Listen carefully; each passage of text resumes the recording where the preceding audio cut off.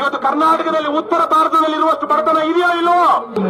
ರಾಣೆಬೆನ್ನೂರಲ್ಲಿ ನಿನ್ನೆನೋ ಮೊನ್ನೆನೋ ಈ 4-5 ದಿವಸದಿಂದ ದನದ ಸಂತೆ ನಡೆದಾಗ ಹಿಂದೆಂದಿಗಿಂತ ಹೆಚ್ಚಿನ ಸಂಖ್ಯೆಯಲ್ಲಿ ಬಡ ರೈತರು ಇವತ್ತು ದನಗಳನ್ನ ಮಾರೋದಕ್ಕೆ ತಗೊಂಡು ಬಂದಿದ್ದಾರಂತೆ.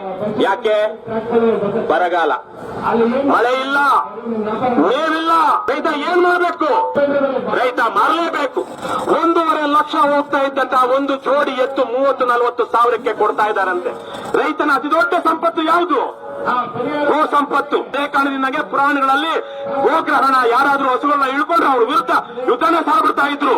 ಅದೇ ಕಾರಣಕ್ಕಾಗಿ ವಿರಾಟನ ರಾಜ್ಯಕ್ಕೆ ಬಂದು ಹಸುಗಳನ್ನ ಹಿಡ್ಕೊಂಡಿದ್ದಕ್ಕೆ ಅರ್ಜುನ ಹೋಗಿ ಕೌರವರನ್ನ ಎದುರಿಸಿ ಆ ದನಗಳನ್ನ, ಆಕಳುಗಳನ್ನ ಬಿಡುಗಡೆ ಮಾಡ್ಕೊಂಡು ಬರಬೇಕಾಗಿತ್ತು. ಅಂತಹ 1 ಲಕ್ಷ 2 ಲಕ್ಷ ಬೆಲೆ ಬಾಳುವಂತಹ ಎತ್ತುಗಳನ್ನ, ಹಸುಗಳನ್ನ 6 ಕಾಸಿಗೆ 3 ಕಾಸಿಗೆ ಮಾರ್ತಾ ಇದ್ದಾನೆ. ಎಲ್ಲೇ? ನಮ್ಮದೇ ರಾಜ್ಯದಲ್ಲಿ, ಕರ್ನಾಟಕದಲ್ಲಿ.